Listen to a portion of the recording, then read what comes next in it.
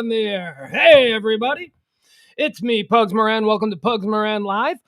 We do this each and every night, 10 o'clock to whenever, probably midnight.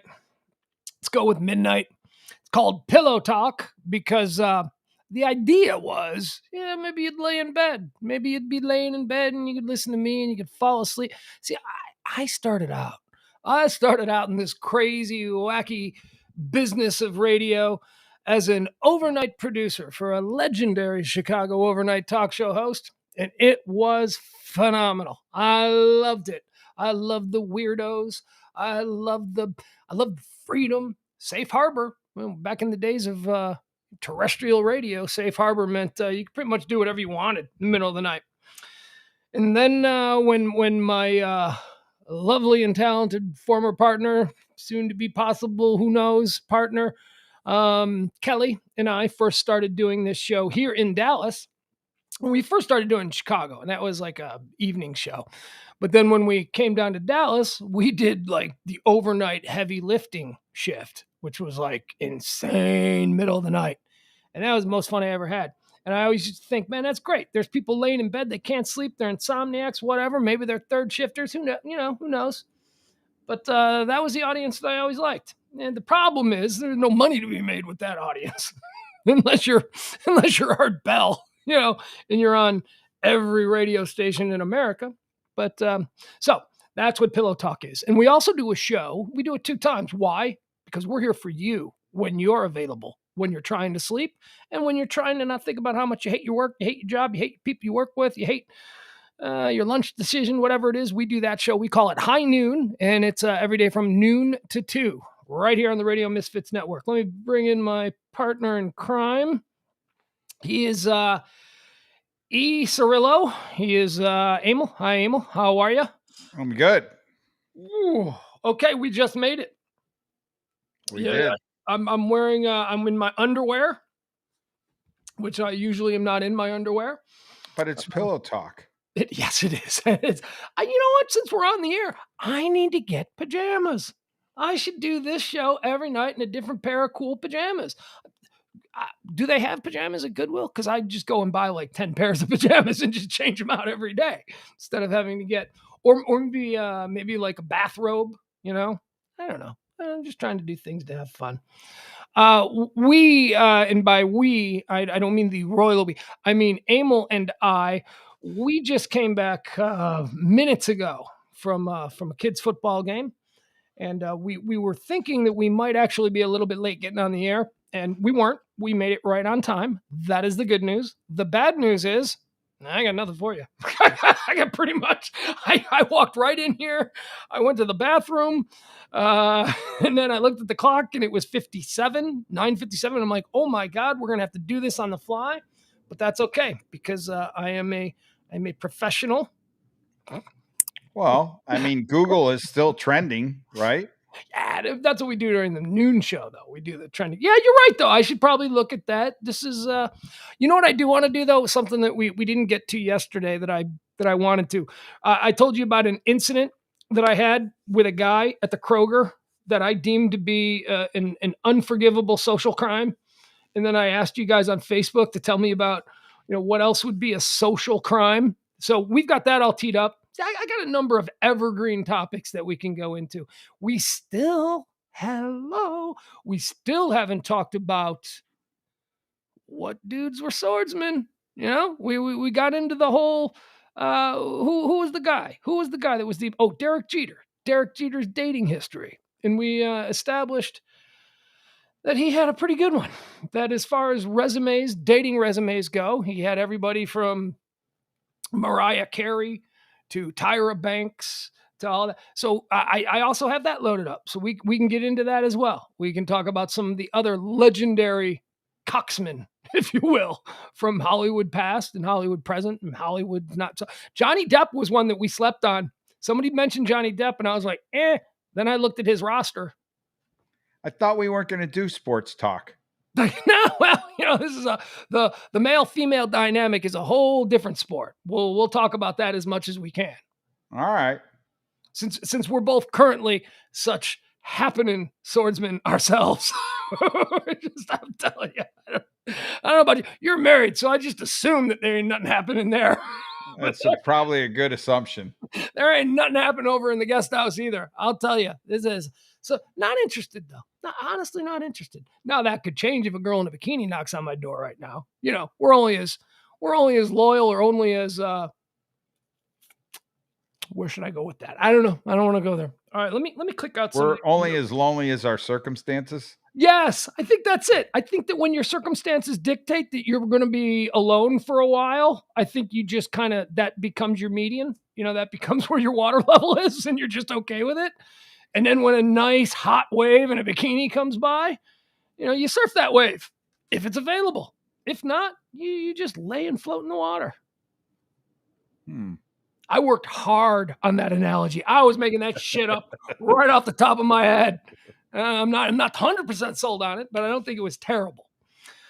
All right, let me X out of stuff because I just opened up my computer as I sat down, and it's all the same stuff that was up earlier today. So let's see. Okay, we don't need that. Oh!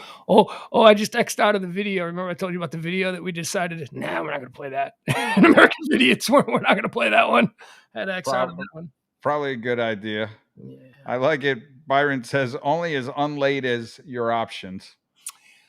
Yeah, that's probably the best. Yeah, that really is. You know, because you can say about men, it's been said about. Okay, so if women are the fairer sex, what are men? The harsher sex. It's been said about the harsher sex. I just more aggressive sex. That's too wordy. It's got to sort of rhyme with fairer or, you know, harsher. I think that works. If women are the fairer sex, men are the harsher sex. Come on, man. Alliteration. Are you not a poet? I know you're an artist, but are you not a wordsmith? The harsher sex, we men, it has been said, we are only as loyal as our options. And that also applies to when there are no options, that the first one that comes along will get all of our attention. So that's where we are. It's all right. I'm an only child. I've been married twice. I've seen girls you've dated. Yeah, I've dated a lot of girls in my life. I got nothing to prove to nobody at this point. I'm just an old man sitting here doing a live stream at 10 o'clock in my underwear. I got no complaints. I don't need it. I notice as you get older, you care less. You do. You really do. You care less. Now, lack of testosterone. Yeah. Must be. Well, I have no testosterone in me. I mean, I'm just like now that cannot be said for my son, who we just came back from his football game. He played a football game tonight. That's why we were late. We were all the way up north in the north suburbs. And I love my son. I think he's fantastic. So the only review you'll get from me was that he was awesome. You know, we won't go into any more of that. But there was a problem, and he kind of lost his cool a little bit. But he's not responding. That's also got me a little distracted because I sent him a text. Probably in the shower. It's long enough. Or eating dinner. I say, you good bones. That's my nickname for him. Or talking to the girlfriend. Yeah, that was the big loss that I took today. I mean, regardless of what happened on the field, I mean, the big loss I took today was I didn't set eyes on the girlfriend. We don't need to get into that. We don't need to get into that. And I don't want to embarrass him. It's been a rough, So I sent him a text. Are you good bones? I love watching you play, kid. I got nothing. Usually he responds right away. He got into a bit of a scrap with another player on the other team, and he got I don't know if there was a penalty. Yeah, there was a penalty. They did throw a penalty, and then he got yanked out of the game, and he pretty much stewed. But he's a competitor, man. He's a competitor. He's a hothead, and he's a competitor. How about that? Those facilities, though. I mean, can we talk about what 7th and 8th grade kids are getting for football fields in North Texas these days? There were 3 football fields: a east, a central, and a west. Yeah, and there were 4 because you didn't mention the Giant Stadium. Oh, and then the stadium. Exactly. It was a stadium that not junior colleges, small, maybe Division II college. Hell, man, maybe even like a Division I smaller college would kill for. I mean, this was a high school stadium, And it was look, when I was in high school, we used to call our field a stadium. It wasn't. It was a bunch of bleachers with a press box, right? This was a stadium with like tunnels that you walk through and ramps that I had to get out and ask directions for where the little guys were playing. So I walked into the big stadium. Man, that looked like Lambeau. It looked like a stadium. It looked like a professional stadium that was built in the 1960s. It was real. It was legit. And it was like there were 3 different, maybe I didn't look into the big stadium, at least 3 different games, possibly 4 different games. Yeah. There was Like a high school game, there was a 7th grade game, and an 8th grade game going on all at the same time. It was a since high school sophomore or junior varsity game. That's what since when did games turn into Monday night? Like, do they have a Monday night version of football in Friday Night Lights? Well, no, but here's the thing. I think that's how these kids are conditioned, that you work your way up to play on Friday Night Lights. You gotta go through all of the hurdles or whatever, the matriculation that one goes as they become a varsity football player in a Texas high school. And those guys get the Friday Night Lights. But all the other games, this is middle school. So, maybe, I don't know. Well, but you said there was a high school game in the big stadium. Yeah, there So was was a that junior freshman? Well, I don't know if maybe it was like a freshman game or something. The person that I heard say, one of the guys who worked at the school, when I went to the bathroom, he was talking on the phone and he said, no, I'm over at the JV game. So I assumed he meant junior varsity, but that could mean freshman. I don't know what that means. Okay, so let me have a drink here. It was good. Texas knows how to do football at all levels. That's my estimation. Yeah. We also determined that I forgot to eat today. I didn't have anything to eat, so I'm a little bit overcompensating for that, burning the last of the fuel that's in my blood system.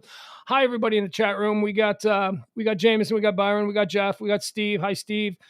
Go a little bit more. I am looking for the breakdown between YouTube and Facebook. Today is the first time at first glance that there appears to be far more YouTube. 1, 2, yeah. All right. So here's what we're going to get into tonight on this edition of Hi, Clovis. Clovis is now joining us. He's also a YouTube. We're gonna do some American Vidiots. We're gonna talk about the social crimes. Want to get into that, and then honestly, because I've been running around since the show ended at noon, or the noon show ended at 2. I have no idea. Did the world blow up? Did something happen? I mean, it was pretty much. We were all preoccupied with other things right up until that. Jeff Glenn is on Facebook or on YouTube now because he's suffering a 782-hour suspension. Is that a thing, Jeff, or are you just being funny? So that's 10 days is 240. 20 is 480. So he's a month. That's a 1 month suspension. Brady says he watches on YouTube because if he watched and commented on Facebook, his 7th grade English teacher could see it. Okay. I don't know what that means. Jeff says the new thing in all the high schools are getting indoor athletic complexes. Wow. 72 hours. He means he's on a 72-hour YouTube or Facebook suspension. I've never been suspended from Facebook, but I have been suspended from Twitter multiple times, but only for like 24-hour periods. And they say, and you find out when you try to tweet something and then you send out this awesome tweet and then you get a thing that says, boop, you are suspended from tweeting for, and then it tells you like, I don't know, 24 hours or 12 hours or whatever, but it only starts when you see that. So the suspense, so I'm like, if I didn't go on Twitter for a day, okay, so if I don't go, you know what I'm saying? Like, right. I have to click something that says, I accept that I'm suspended, and the clock starts now. And I click it, and then it goes, and I'm like, God damn it. Now I'm off Twitter. And the only time I've been suspended from Twitter, and it's always been for the same thing, and I'm trying to not do this, but it's been for joke, and it's always been joking about violence. Like, Like there was some video, and one of the things I got suspended for, I wrote, man, that guy should have kept driving. It was like, some guy and he was being attacked in his car. And I said, that guy should have kept driving. He should have ran everybody over. Injured people. Yeah, can't do that. And then I see it, and they're like, do you accept the suspension? And then I feel bad about myself. I'm like, yeah, when I read it back, you're right. Okay. I'm going to go in timeout. I want to be a good Twitter citizen. So yeah, now I've gotten suspended on Facebook for reposting stuff that was already on Facebook. I don't get that.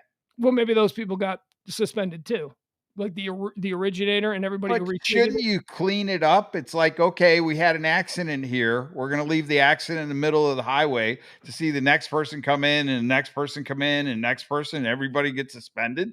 I don't know how it works. Here's what I do know.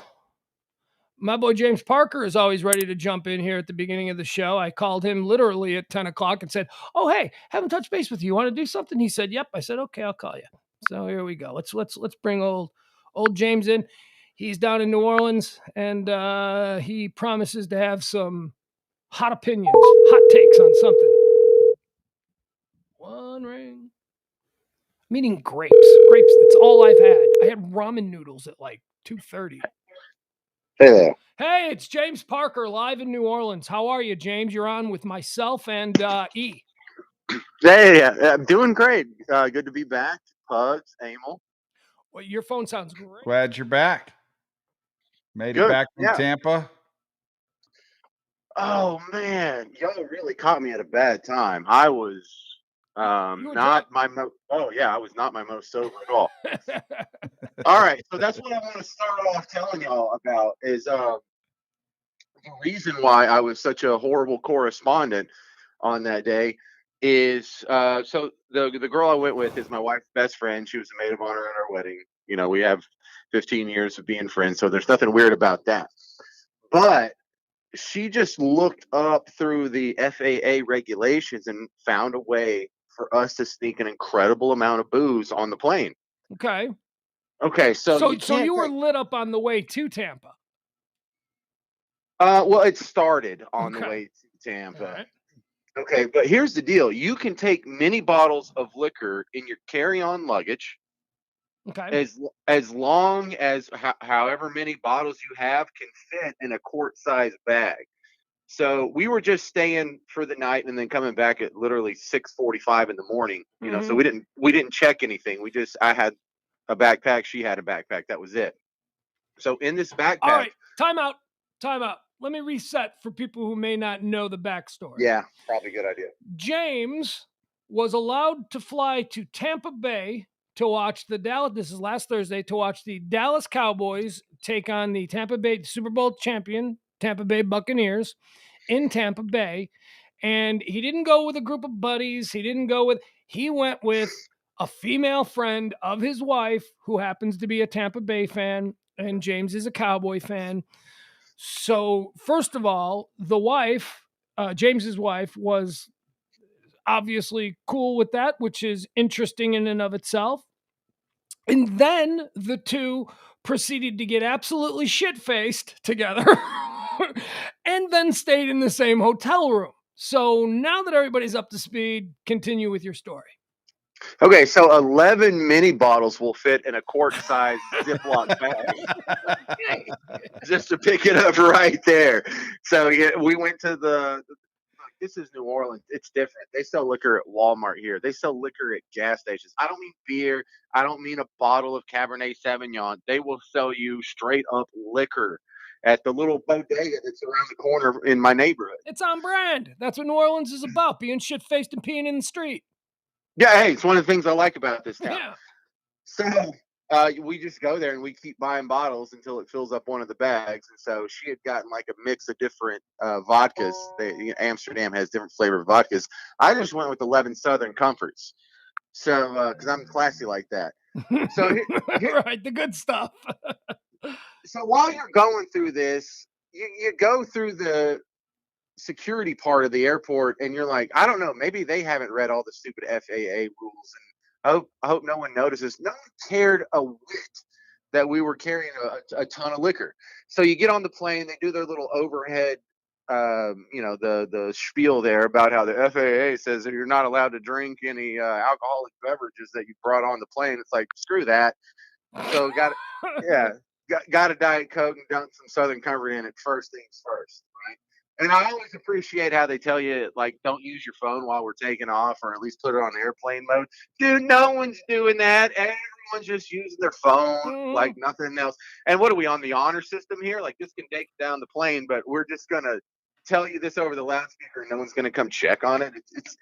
It's ridiculous. But that being said, I finished my last Southern Comfort about halftime of the game.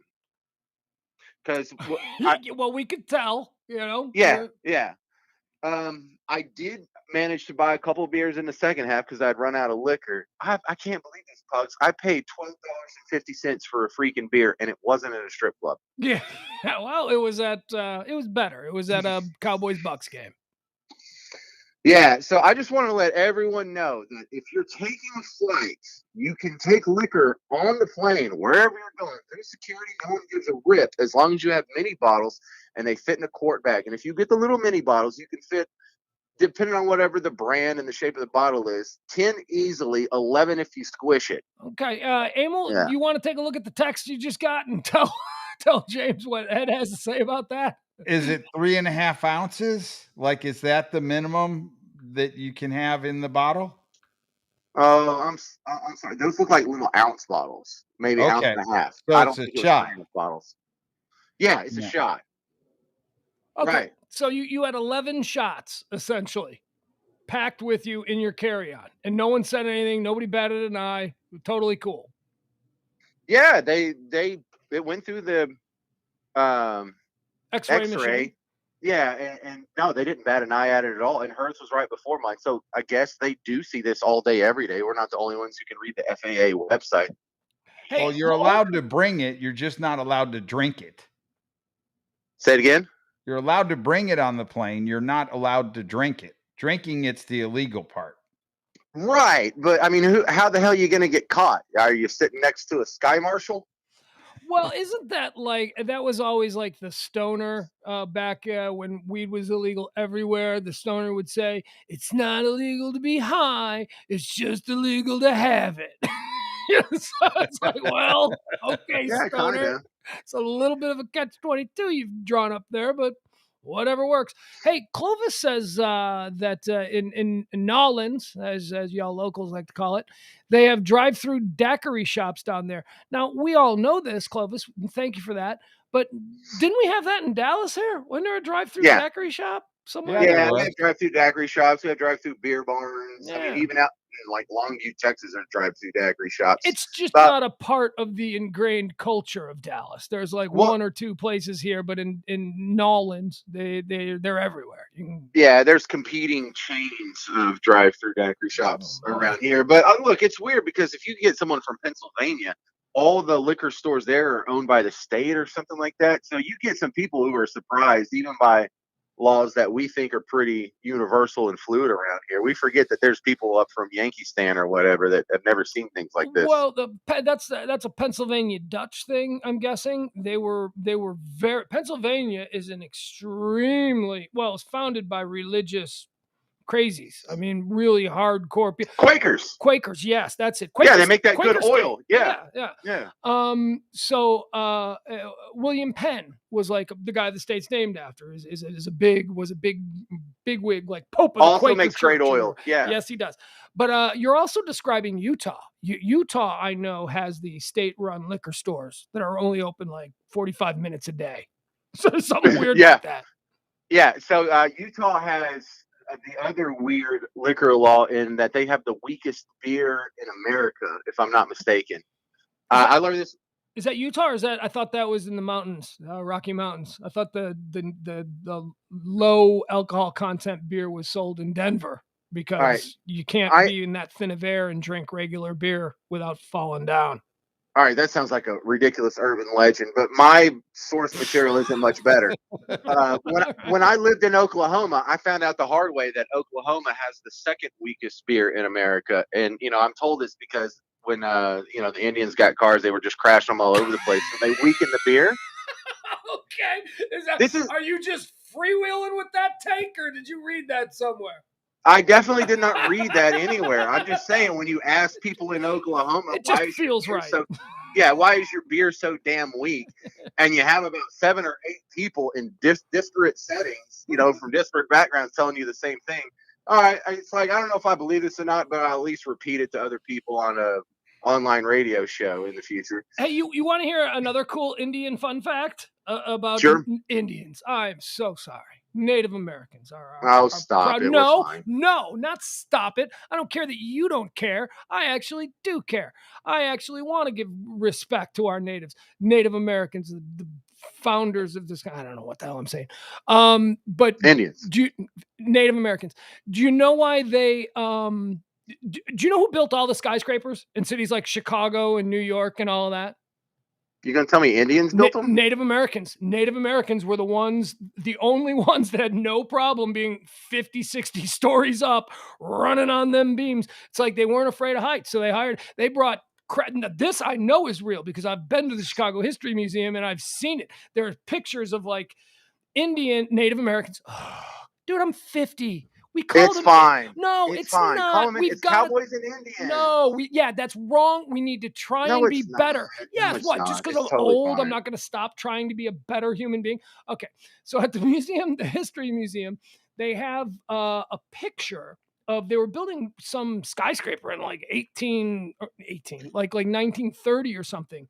And all of the workers were standing on a girder and they were wearing full Native American regalia. The headdresses and everything. I'm like, man, that is cool. Native Americans are cool. And apparently they just weren't afraid like the white man. They weren't afraid to be up there running around. Maybe, I don't know, they used to walking on cliff edges or something. I don't know. Now I'm speculating. And this is where you get in trouble when you're a big fat white man in his 50s. Right. Just speculating. So even lower on the alcohol scale than the Indians in Oklahoma are the Mormons in Utah. So one of the painful thing when you go to Oklahoma and you start drinking beer, you don't know that beer is capped at 3.2% alcohol in the entire state of Oklahoma. If you want to buy beer that's of normal strength, which is usually 6%, that's what most of the domestics are rolling in at. Okay. They call it 6-point beer, and you can only get that at the liquor store, like a package store, and you can only get it at the liquor store if it's not refrigerated. So those are the weird laws. If it's not refrigerated, why? So if you just want to happen to have one right there, you can't enjoy it? Yeah, so you can't go grab some and get behind the wheel of a car immediately and start pounding it and then run your... But alcoholics will. That's not going to... You know what I'm saying? That's a ridiculous rule. Oh, dude, I'm a libertarian. It's all ridiculous. This is all completely bizarre, but... it's funny to see how different the ridiculous is applied from state to state. And the bottom two are Utah and Oklahoma, but for different reasons. Yeah. Anyway, all the southern states, though, when I moved here to Texas, in Chicago, we had Capone during Prohibition. So even when the rest of the country didn't have liquor, we still had lots of liquor flowing everywhere. Our liquor laws where I grew up, you could buy anything, anywhere, anytime. Didn't matter. When I first moved to Texas, I was shocked to see that Walgreens here didn't have liquor stores. They're like, why would they have a liquor store? Why would they sell booze at Walgreens? Because that's what Walgreens has in Chicago. Now, they've actually changed that. Walgreens, when they nationalized and went really big coast to coast, they dropped their liquor stores. But man, the liquor store everyone bought everything from when I was growing up was at the Walgreens. That was the liquor store. Walgreens in New Orleans has the big old 1.75 of 10 different bourbons that you can go buy right now. They have a whole liquor wall. There you go. And when I tried to go walk into a Walgreens like my first week here to buy a bottle of wine for a party, I was like, they looked at me like I was insane. I said, where's the liquor department? And they're like, what? This ain't a liquor store? I grew up in the other side of the spectrum where the small town I'm from in East Texas is in a dry county. So they didn't sell packaged beer, liquor, wine, anything. You could get beer or a drink if you went into like a restaurant and were drinking at a bar, something that was served on premise, but there was nothing that was packaged that you could take off premises. Let me ask you before you move on down the road here, on to whatever next crazy topic you're going to throw at us. Why are you so ashamed of your hometown of Tyler? Oh, I'm not. It's just I know that most of the people listening to this are not familiar with Tyler, nor would they give a rip. Plus, I like people to be able to. You never name check Tyler. You always say the small town I'm from. Tyler's not a small town. I mean, it's right, but if you're from a smaller, medium-sized town, you automatically blank slate that onto yourself and find it more relatable. I feel like Tyler pushes a lot of people away because there's only like 12 people from Tyler. Do you know what I think constitutes a town that's on the map? If a song was written about your town, and you've got a song written about your town. So the Toady song, it doesn't even say the word Tyler in it. Doesn't matter. It's titled that. It just because the creeper rapist guy happened to be from Tyler. That's the song's from it. So, right. So Tyler is a dry county. So if you wanted to buy beer or liquor, you literally had to drive to the county line. And if it was a highway that was just in the middle of nowhere, as soon as you crossed this invisible county line, all of a sudden there was an oasis of like 12 beer stores, liquor stores right there. It was a county line coming off of all the major highways leaving Tyler. They all had a liquor oasis as soon as you crossed into the next county. Now, it sounds horrible, and I don't want to live there under those conditions now. And the laws have changed where they can sell beer and wine here and there. But it was interesting because Tyler has a twin city that's about the same size, just in the next county over, called Longview. And when I was growing up, Longview had homeless people, but Tyler had zero. There was no such thing as a guy that was begging for money on the side of the street, or when you get off the interstate, at the exit with the sign, or anywhere in Tyler. Homeless people did not stay in Tyler because they couldn't get booze. So the homeless people would either go to Dallas or Houston or Longview at least. It was kind of cool, and I didn't really realize this till after the fact. So it wasn't that Tyler was kind and generous to their befallen brothers. It was that they just didn't serve booze. So you would totally have homeless people in Tyler had there been liquor stores. Yeah, and now that they've opened it up, you can actually see a few homeless people here and there because they can at least go to the gas station and get some Mad Dog. Yeah. Progress for me and you who like to drink, but if you're the kind of person who doesn't like to drink, or you want to be away from it, you actually have the option to go live in a town which in exchange for your teetotaling ways has no homeless people and a lot less crime. Look, I like Tyler. I've been to Tyler a couple of times. I had a friend who owned a bar out there. I liked. I had nothing but good times in Tyler. Don't know if I'd want to live there, 365, but the times that I was there, I had a good time. And the other thing that I found interesting, reminiscing now about my early days here in Texas, I couldn't get a bottle of wine or a bottle of whiskey except at very specific places at very specific times, but I could get cocaine anywhere, anytime. It was like there was no booze anywhere, but there was a guy at every party with just pockets filled with cocaine. So the whole pious thing that they were trying to go for with because these liquor laws are, they're religion based, right? They're church based. Isn't that why we have these draconian liquor laws? So they were really focused on the booze, but really, drugs everywhere. And I've never been to a place where there were so many drugs so readily available as when I moved to Texas. And I'm not a big drug guy, so it's not like I took advantage of it. But I just thought that was an interesting, I can do. Yeah, and strip clubs. You've also that's more of a Dallas thing, like. The cocaine doesn't flow as freely when you get out of the major metropolitan areas. Well, let me ask you something. When you were, say, 19, 18 years old in Tyler, Texas, could you get cocaine if you wanted it? I probably could have asked around and got it, but I never did. So I came from Chicago, and I never saw cocaine until I moved to Dallas. And it's not like I was running around with teetotalers. I was running around with party people. It was just, I never saw it. And that makes me kind of proud. Well, yeah.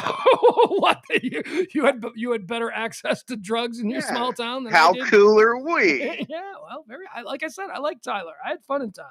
All right, continue on with your rant. Go ahead. Okay, so wiping all the liquor stuff down a little bit. So can we get back to the football game? Mm-hmm. All right. First off, it was the weather was a lot nicer than I expected. I expected to go to the opening night of Tampa football, and just be sweating head to toe. Just look like I mowed the lawn. Wait a second. Are you looking for a redo of your report from last Thursday because you were drunk and felt you didn't cover it properly? No. There's just some other weird things that I'm going to bring up in the process here. Well, go. I love you. Go ahead. Let me hear it. Go ahead. All right. E wanted to jump in with something. What do you got? I was just saying, speaking of the current football game, it's in overtime, 27-27. Oh, Raiders. Oh, okay. Raiders and I might turn that back on. All right, go ahead, James. Okay, so look, I have a theory about these prices at the stadium, and the fact that if it wasn't $12.50 for a beer, maybe I wouldn't have to sneak in the last 4 of my Southern Comforts that I didn't pound on the airplane coming over here, and I would buy more beer. Like, okay, so I only bought 2 beers, so I spent $25. Mm-hmm. If they were like $5 a piece, I don't bring in my own drinks, and I would probably spend more than $25 buying beer. Have they extended past the supply and demand curve that we learned in economics 1301? Is it too far on the price? $12.50 for how many ounces of beer is it? What are we talking? I think it was a 24-ounce beer. Yeah, I recall him saying that during the game. He bought a 24-ounce beer for $12. I mean, look, that's a good sized beer. You know, that's 2 12-ounce beers, right? Well, what is a can? Is it a can 12 or 16? What's a bottle of beer? 12 a can is 12. And a bottle is 16? I don't know. I think they're 12 too. Okay, so it's that's why they probably go with 24. So it's 2 beers for $12.50. So that's $6.25 a beer. I mean, in a bar. In a bar, but you can't just get half a beer, right? You can't just go, I don't want to pay $12.50. Just give me $6.50 for half the cup. Yeah, that's a lot, man. It's a lot, but it's not. I mean, 24 ounces of beer. You know, my problem is saving you from having to go up twice. Yeah. I mean, what's the chance you're going to have 1 beer all game? Probably 0. Yeah. Yeah. But I'm okay with the size. I'm not okay with the price. Here's my problem with stadium beers. By the time, I mean, unless you are just pounding, by the time you get halfway done with it, it is undrinkable. It is warm in those wax paper cups that a lot of them used to serve them in. They're disintegrating in your hand. You know, the bottom is getting, you touch the bottom of the beer cup and you almost put your finger right through it. That's why I always look for the vendor who's doing the cans, and they got the plastic bottles now that they do. I prefer those. So I'll just have a plastic bottle. I don't want no big beer in a cup. Go ahead, James. Well, I was, if we're talking about beer technology here, I'm still impressed by the aluminum bottles, not the aluminum cans, but the aluminum bottles that you can reseal. I think we found our happy middle ground on, beer delivery systems. You know what? You're right. That is a fantastic innovation, and they stay really cold in those aluminum bottles, or at least I perceive it as that. They seem like they do. Yeah. So the honor system at the football games it makes me very happy as a libertarian, because I was I don't want to say completely smashed, but I was not sober at all when I got into the stadium. I still had I think 3 Southern Comfort bottles left with me when I got in the stadium. So you go get a Diet Coke or whatever you prefer, and you just dump a couple of 2 bottles in there, and then you take the last one as a shot, and you're good to go. When I look around, I have a feeling that there's a lot of people in this stadium who are as drunk as me, or maybe more drunk than. And you know what? It wasn't a problem. You hear about the games, and I know this sounds naive because I don't go to a whole lot of NFL football games, but you hear about drunk people getting in the stands and fighting, and you see all these YouTube videos of drunk people getting in each other's face, and they have like the holding tank at the bottom of Veterans Stadium in Philadelphia, or like Cleveland has like a judge that's waiting to adjudicate all the assaults. I didn't get that vibe anywhere for 1 second in that whole stadium. So either it's exaggerated and I don't have a firm grip on what happens at football games, or Tampa's just really full of cool people. No, it's not that. It's certainly not that Tampa's full of cool people.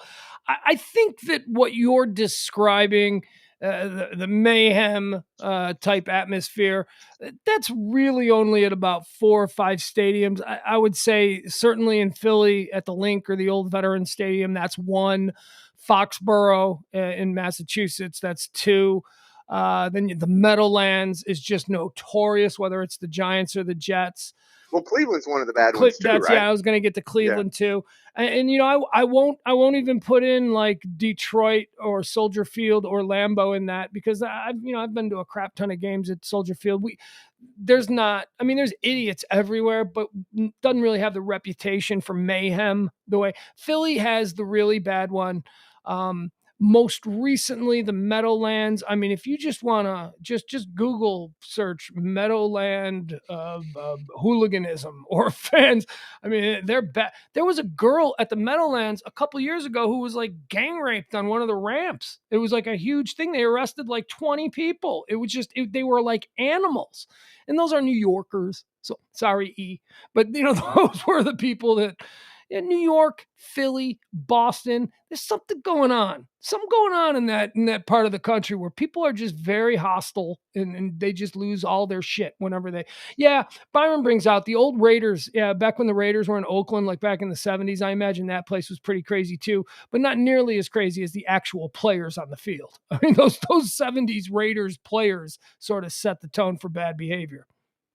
Well, explain to me what it's like at a game at Soldier Field versus, I've been to plenty of Cowboys games. Is it more wild or less wild than that? Because the Tampa game was less wild than a Dallas game, and I feel like Dallas games are very docile. Wait, you think Dallas games are docile? Yes. I never saw anyone fighting. I saw plenty of drunk people, but they don't get into this grill and start mouthing too hard. I tend to agree with you. I've been to enough Cowboy games where I've thought, these people don't really seem as into it as they do in Lambeau. They don't really seem as into it as they do in Kansas City. What, you have a theory on why that might be? They're more dressed up. Yes, they are. Women are wearing furs, especially at the old Texas Stadium. You used to see For sure. Especially on like Thanksgiving Day, everybody would be in their best church clothes, and they're crazy about their Cowboys. Is it just that I don't know. I don't know what it could be. Isn't the Cowboys going to a Cowboy game look? We're in the HP, so going to a Cowboy game is just not a big deal around here. But for the vast majority of people in North Texas, going to a Cowboy game is a big deal, man. Kids get real excited about that stuff. That's something, you're a kid growing up in, Richland Hills, North Richland Hills. Going to a Cowboy game, that's something maybe you're going to do 4 or 5 times in your entire life growing up if you're lucky. And it doesn't seem like, okay, so here's the difference. Like a place like Soldier Field, everybody who goes to Soldier Field is a season ticket holder.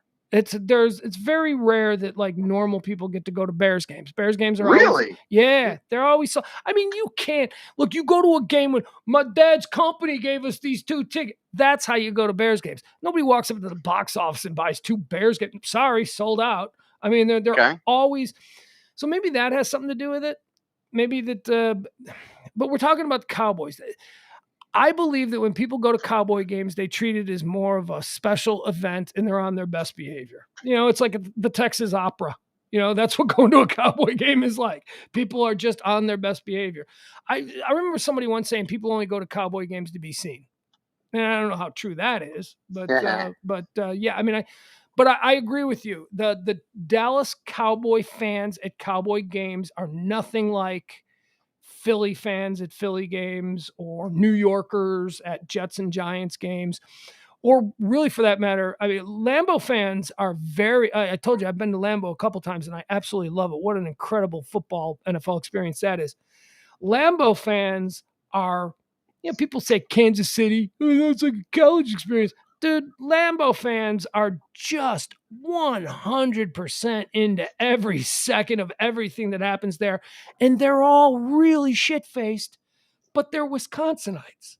So they're super nice. They're like super friendly and super. I mean, I've gone to every Lambeau game I've gone to, I've worn a Bears jersey, and there is no fear. Now, if I was a Cowboy fan and I was going to a game at the Link in Philly, I'd be a little bit worried about that.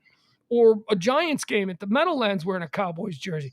I just think Middle America is better behaved. And I think that's why that northeastern corridor, the Foxborough, Meadowlands, Link, even Cleveland to some extent. Those are the not. What do you think about Pittsburgh? You don't hear anything bad about Pittsburgh fans, do you? They seem to be okay. No, they just have terrible towels. That's the only bad thing I hear about them. Yeah, they're totally into their team, but you never hear about, people getting the shit kicked out of them because they went for a beer wearing the wrong jersey at a Steelers game. It's impossible. It's impossible to compare any fan base to Green Bay because they are the only fan base that lives in a town where nothing else is even relevant to the outside world. None of us have heard of anything from Green Bay except for the Packers. We have never even met anybody from Green Bay except for the Packers. No, I know many people from Green Bay, but again, I grew up not far from Green Bay, and anyone who gets out of Green Bay tends to come to Chicago because it's like the big city. All right, that makes sense. It's like you and Tyler coming to Dallas. So, all right, so here's where it's going to get a little sticky for both of you guys because you have emotional opinions attached to this next part. Okay. So here's the really cool thing about, even if you're a Dallas Cowboys fan, lifelong, and sort of an adopted Saints fan, because I've been here for 15 years, you go, and you know what I got to see? I got to see with my own eyes, and there was nothing between them. There wasn't a TV screen or anything. I got to see Tom Brady complete a couple of touchdowns to Gronkowski. And, you just think about, look, it doesn't look that great. I can barely see him. I'm so damn far away. But at least get to tell my kids and my grandkids, hey, the greatest football player of all time. I got to see him with my own eyes play a game. That, you know what? That's a very interesting topic. I know that he could probably blow our minds with a couple of things that he's witnessed. He's been to heavyweight title fights ringside and all kinds of stuff like that. I have one that's pretty good. I call them the grandkid stories. The ones that you're gonna have the grandkid on your knee at some point, and you're gonna say, "I'm gonna tell you about the time." I'll give you an example. My grandpa used to regale me with stories of Mickey Mantle. Oh, let me tell you about the first time Mick came to the South Side. My grandpa was a big Mickey Mantle fan, and those are cool. And I think we all have them. And now you've got one. And look, no one can take that away from you. You saw Tom Brady and Gronk. That's legit. That's legit. Is my grandpa seeing the Mick on a night? Well, on a night when they gave out the Super Bowl rings. Yeah. It was the big celebratory reigning defending. You got to have a couple of these, right? I have. Yeah, you got the Music City Miracle. I got the Music City Miracle. I have the No Goal Buffalo and the Stars. The one hockey that don't count, right, James? Hockey don't count. You can just, the one that's the most. It counts the other hockey people. Yeah, the most memorable is the Tyson Holyfield fight when he bit the ear. That was like, I was going to ask you, were you there? I assumed that you would have been at the Tyson Holyfield fight. I was there. I was way, way up in the nosebleeds because everybody had tickets. And it's what happened after the fight in the casino that was just crazy. Like, I mean, if you've ever been to Vegas, they're constantly dealing. They're constantly throwing the dice. Blackjack's going, craps is going, everything's happening. And we were in the casino, and all of a sudden we heard this pop, pop, pop, like sounded like gunshots. Everybody dumps on the floor. And, just it was. So it wasn't like that might be gunshots. It was everyone reacted in real time as if it were gunshots. Pop, pop. And then tables are upside down, chips are rolling all over. They stopped dealing. Everybody's like, wow, what's going on? We were at the MGM Grand. In the, you go into the stadium in the back there. And when you went in, you'd have to go through the metal detectors. When you came out, basically anybody that was at the fight had been searched. People that weren't at the fight hadn't been searched. Somehow guns and, people had gotten into the casino. I guess they're trying to knock off the casino potentially. And so everybody's on the floor. Then they get up and then you hear pop, pop, pop, pop again. Everybody hits the floor again. And then you look around and I was like, wow, there's Dominique Wilkins. There's Dikembe Mutombo. And you saw these guys like doing belly crawls in the high roller section. And then all of a sudden people are like barricading themselves into the restaurants and stuff like that. This was Tyson Holyfield after the ear bite. Correct. After the ear bite. And then The next thing I know, like the third time the guns went off, everybody was like going down the elevators to where the dealers would go kind of on their breaks. And we came out across the street at the Monte Carlo hotel. And the next day in the papers, they said that it was a bunch of people had overreacted to champagne corks being popped off, which was total bullshit. So that was Like, PR. there's That was the no story way they put that, out. They didn't yeah, want people thinking guns were a popping. that was the story that they had put out. And Before every cell phone had a camera. That's what they right. could get away with that shit. And I had moved. Well, I was gambling at a different casino that day, and I had went over to the Hard Rock, and over there I saw Dominique Wilkins, and I was like, "Man, I saw you last night inside the MGM. That was crazy." He's like, "Yeah, man, that was really crazy. I went to cash out my chips this morning, and they wouldn't cash my chips out because chips were all over the floor." And so just imagine, like, the dealer's tray tumps over and chips are everywhere. Yeah. And so MGM was failing to cash the chips in and stuff until they could go through the cameras and verify, with all the different angles they had. Oh, what a job with that. Damn. Oh, It was insane. It was just, that was like probably the craziest sporting event that I went to. I have another story that is attached to that that's even funnier, but let me hear it. It's story time, and I've got nothing prepared. No. Come on. Story time. It would Story take time. a while. It would take a while. Let me think how I could say it quickly. All right. So Well, you think it through, and I'll just give you a quick little what I have. I don't really need to say any more than I was a producer for the Chicago Bulls network during the 1990s when they were racking up championships. And I have half a dozen close encounter stories with Michael Jordan. He's never, I mean, I couldn't say that I've ever met him because in a professional capacity, when you're stringing wires and cables and making sure that guys get their water, the hosts and stuff, you're not allowed to make any sort of close contact. But during a timeout, the one thing that I always remember is the only Michael Jordan story that I have, other than I saw him at a racetrack, a go-kart track when he was a rookie, but that doesn't really count because he wasn't Michael Jordan yet. But I remember there was a timeout and I was crawling behind the bench where the broadcast table is between the two benches. And I was crawling behind the bench and I was pulling on a cable because it was bunching up, and Phil Jackson called a timeout. And I mean, the greatest basketball team of all time is within feet of me, because I'm right behind the bench on the ground.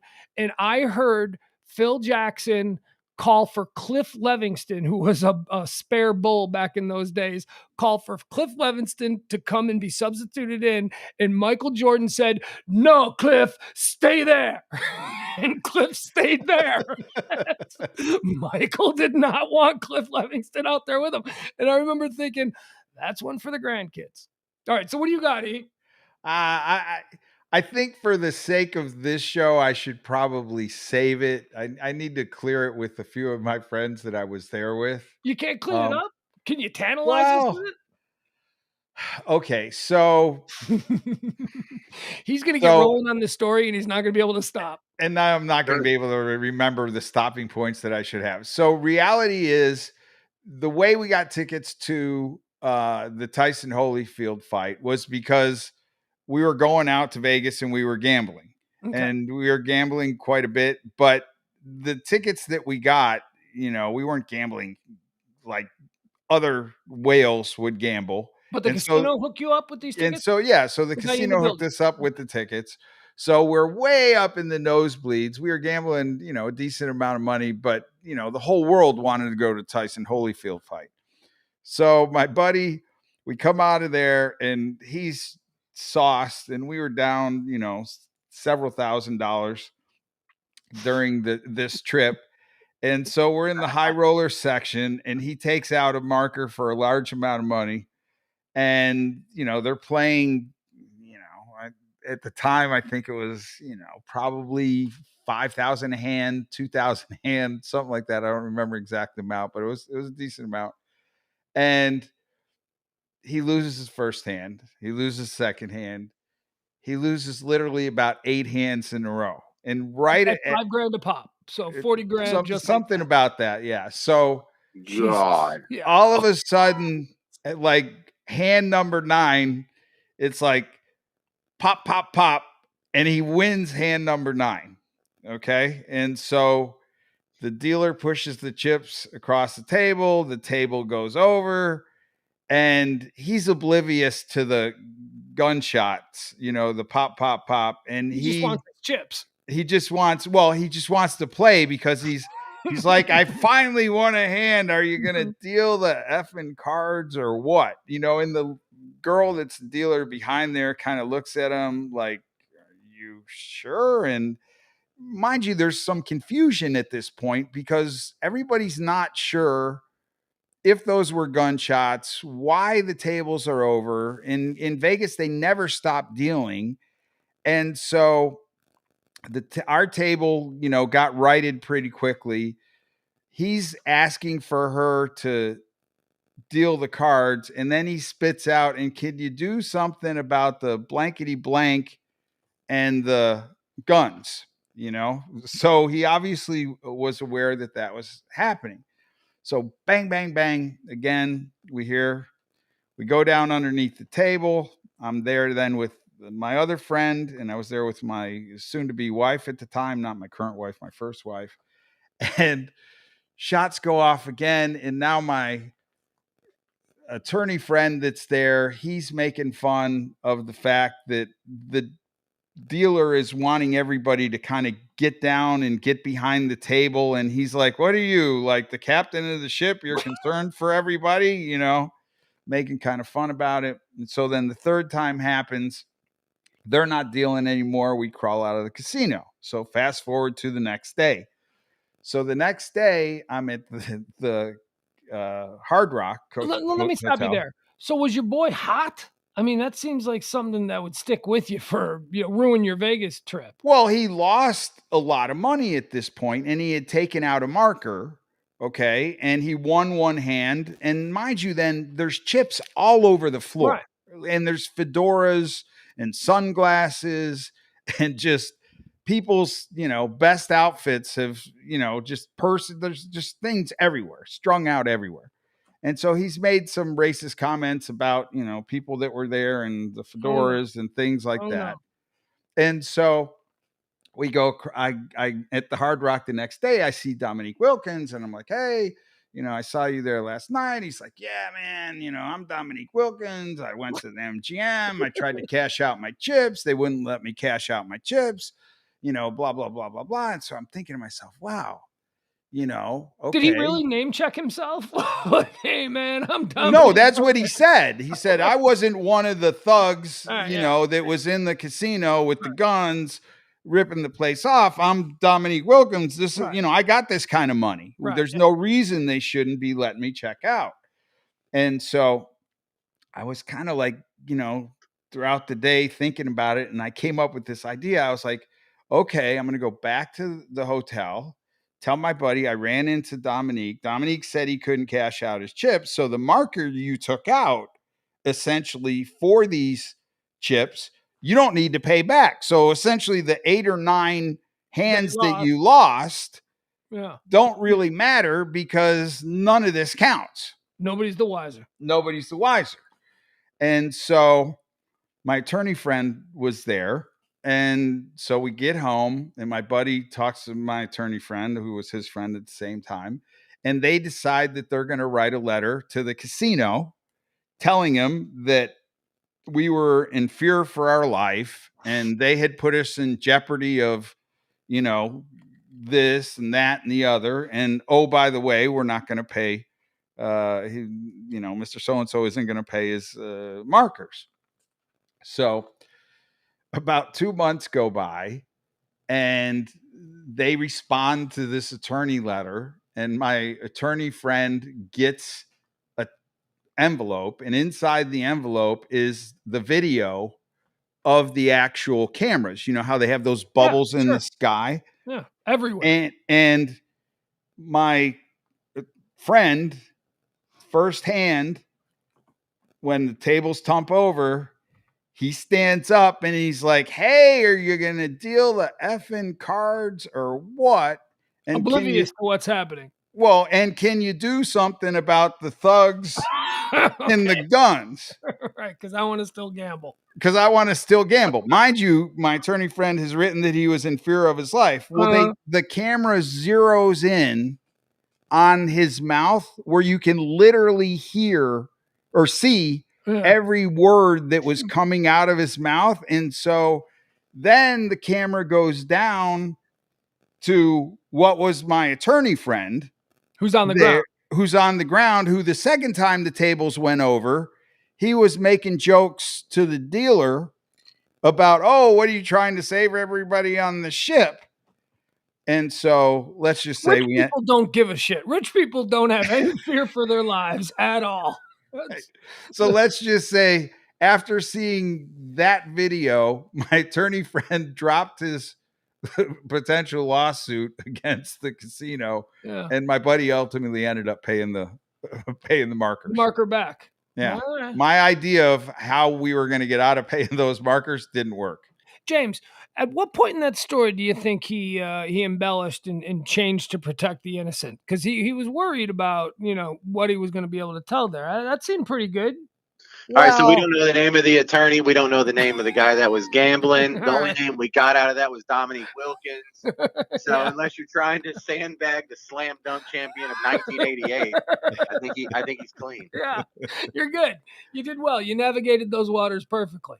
Very well. Well, you can't be filing a fictitious lawsuit when you essentially know that you weren't really in fear of your life until the end, when we belly crawled out through the escalator and ended up over at Monte Carlo. So doubling back now to James and his man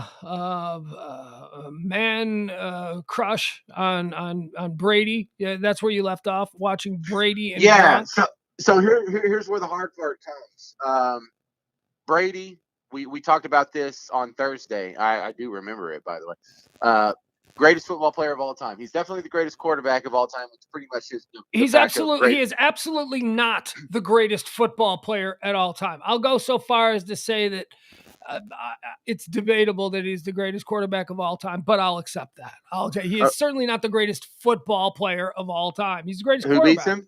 Who beats him? Walter Payton. Walter Payton is the greatest all-around football player of all time. It just so happens to be a guy from Chicago. No, it just so happens to be a fact. Why don't you Google that? Why don't you ask Google? He has 7 Super Bowl rings. Right, he's the greatest quarterback of all time. I'll go that far, but I don't think he's ever made a tackle. I don't think he's ever made a block. I don't think Walter Payton threw for touchdowns. He rushed for touchdowns. He played quarterback. He was a punter. He was the third string punter and actually punted in games. How many rings does he have? 6. He's got 1, but he played on shitty teams. That doesn't mean anything. We're talking about the greatest football player, the all-around greatest football player who could play absolutely any position. If it's an all-around thing, then wouldn't you throw out like a Jim Thorpe or something like that? No, because Jim Thorpe couldn't throw a block like Walter Payton could. Walter Payton could throw a block and knock people on their ass.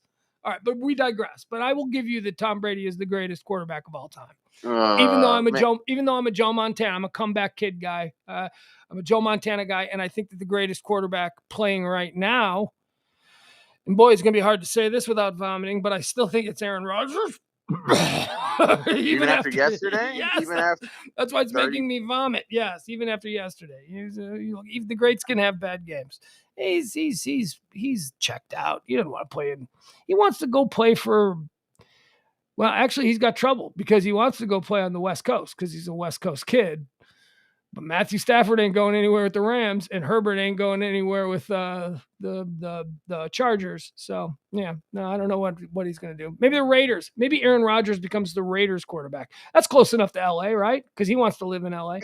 All right. Continue on. So here's what I'm warning you of. This conversation hasn't really started in earnest yet, but it very well could. You need to be worried about Pugs, because your little Chicago homerism is going to get very abrased. That's fine. When they start talking about Tom Brady versus Michael Jordan. Who was the more transcendent, biggest athlete of all time, most successful athlete of all time? He already beats him in championships. That doesn't matter. Michael Jordan globalized the sport of NBA basketball. Are you insane? Yeah, That's not even close. I know. They don't even know what NFL football his is in Chicago Africa. Homerism blinds him. That at is this not point. Chicago homerism. For sure. So I am wrong in saying that Michael Jordan is a more Bro, you just said Walter Payton's the greatest football player of all time. He is. Every player in every sport is not the greatest from Chicago. Not true at all. But Walter Payton and Michael Jordan happen to be those in their individual sports. And that's not the argument we're having here. The argument is that he's saying that Tom Brady is a more impactful player, transcendent player of his sport than Michael Jordan was for NBA basketball. NBA basketball was in the shitter after Magic and Bird. They didn't know what the hell they were going to do. And guess what? Number 23 shows up on the scene, and suddenly kids in China are dunking. That's what Michael Jordan did. Okay, but I am in no way dismissing what Michael Jordan did, but Brady has won more championships. But nobody outside. Yes, of course. Yes. I mean, by what? By one? By one? I mean, look. Okay, but listen. But that doesn't count. They're different sports. Nobody outside of North America knows who Tom Brady is. Nobody in England gives a shit about Tom Brady. Nobody in Europe plays North American football.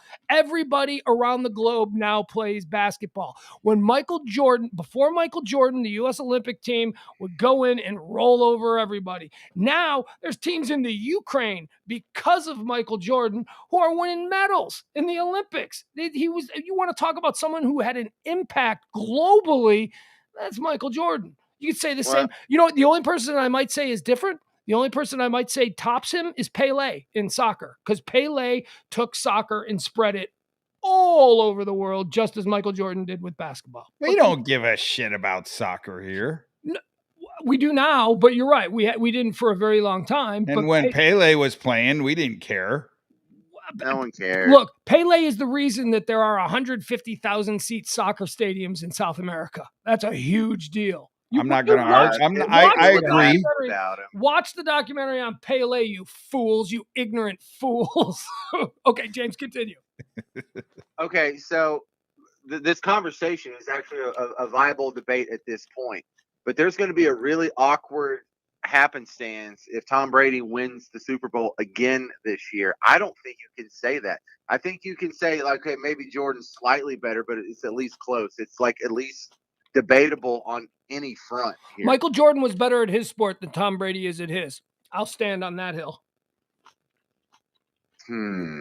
See, that's such a vague definition, though. Michael Jordan played everything. He was an incredible defender. He could shoot from the outside. You couldn't stop him from the inside. Tom Brady is the greatest quarterback. He's the greatest person to play that position in the NFL. That's as far as I will give Tom Brady. Okay, but here's the argument for Brady. He will have had 8 Super Bowl rings with 2 different teams. He will have multiple Super Bowl rings with 2 different teams. I don't think that matters. It's apples and oranges. It's 2 completely different sports. Yes, but it would mean more if Michael Jordan had gone out to another team and won 2 more championships without Phil Jackson. Not to all of us in Chicago, it wouldn't have. Pippen. I know, y'all can't. No. Well, now you're making an argument for LeBron. Nah, it's not even close. Look at the statistics. You measure those statistics back and forth. Michael Jordan never lost. LeBron has lost more times than he's won champions. Well, but he's changed teams 3 different times. Yeah, that's a bitch move. Michael stayed with the same team and worked with what he had and still won titles. That's a credit. That's a credit to LeBron. It is not. It's a completely different era of free agency. When they changed the rules of NBA free agency, when players could move and pick where they wanted to go, that changed everything. Michael Jordan didn't play in that kind of a system. Michael Jordan. Pugs, that means that when Tom Brady won the Super Bowl last year, that it wasn't because of Bill Belichick. It wasn't because of his offensive line. It wasn't because of whatever New England was doing. It had to be. It lends more credibility to what he was doing. That he could go do it, and he basically spun a roulette wheel, and whatever the ball lands on, I'm going to go there next year and win a Super Bowl. And landed on Tampa freaking Bay, who didn't even make the playoffs. You say that, and it's funny the way you just glibly throw that out. But the fact of the matter is that the Tampa Bay Buccaneers loaded up around Tom Brady the way Belichick never did. Tom Brady had, he had Randy Moss for a couple of years. That's it. Name another Hall of Fame receiver that Tom Brady threw to in New England. There might be a couple on this Tampa Bay team. Now he's got Antonio Brown even. I mean, Tom Brady. They took Bruce Arians, who had always been a genius with an offense, and they gave him every toy they wanted. Tampa Bay I love is that loaded. argument. That's a good argument because Gronkowski came there, Antonio Brown came there, Leonard Fournette came there, all in the same offseason. So that's what will make this interesting is if he does it again. But hold on, dude. They already had Godwin at wide receiver. They had Evans at wide receiver, and they had a defense that they had been building for 5 years. Tampa Bay was ready to roll, man. And all it took was Tom Brady and his buddies to come and just sign the deal. I mean, I'm not taking anything away. It is so impressive what Tom Brady did. I thought he was done. But, I mean, don't act like it was all Tom Brady on his own. He's a 40-year-old quarterback who had every luxury a 40-year-old quarterback could want. He was loaded with weapons like he had never been in New England. Okay, so what if he does it now as a 44-year-old quarterback? That'd be fantastic, but that will not happen. See, you're just intransigent. You can't even fathom the actual No, you're right. No. You know what? Let's rally back and we'll have this conversation on the night of the Super Bowl if Tom Brady wins another Super Bowl, but there is absolutely no way he wins another Super Bowl with this team. So your argument is Tom Brady had teammates that helped him win 7 of those Super Bowls, and essentially Jordan, in your opinion. Hold on, wait. No, don't misrepresent me. Tom Brady, in his prime, all of those years in New England, happened to have the person that I think is the greatest NFL football mind of all time, Bill Belichick. Bill Belichick took Tom Brady, who I remember Tom Brady in college at Michigan. Tom Brady was not one of the top picks at court. Tom Brady was what? A fourth rounder? Fifth rounder, 199 or something like that. So 200. wasn't he a backup till his senior year? He was like right behind Elvis Grbac. Yes, he played behind. No, Grbac was. Wait, Drew Henson was behind. Anyway, it doesn't matter. It was Drew Henson, right? Yeah, it was Drew Henson. But Tom Brady is an incredibly talented quarterback from the standpoint of a guy. Tom Brady's entire game is that he can see defenses and process what's happening quicker than anyone ever has. And he's also got an incredibly fast release. Probably Drew Brees is the only guy with a quicker release than Tom Brady. And Tom Brady, that's why Tom Brady has no wheels and he doesn't have to run and all that, because he gets rid of the plays, and with complicated offensive schemes like nobody else, Tom Brady can process those. Tom Brady is a tremendous quarterback. And that's why when you combined those skill sets with Bill Belichick, that's why the Patriots were as good as they were. Now, when he left Bill Belichick, he walked into a situation that was his dream come true. It was a team that was already loaded with talent, and all he had to do was process defense and make quick decisions. This is not taking anything away from Tom Brady. It kind of is. No, it's really not. He is.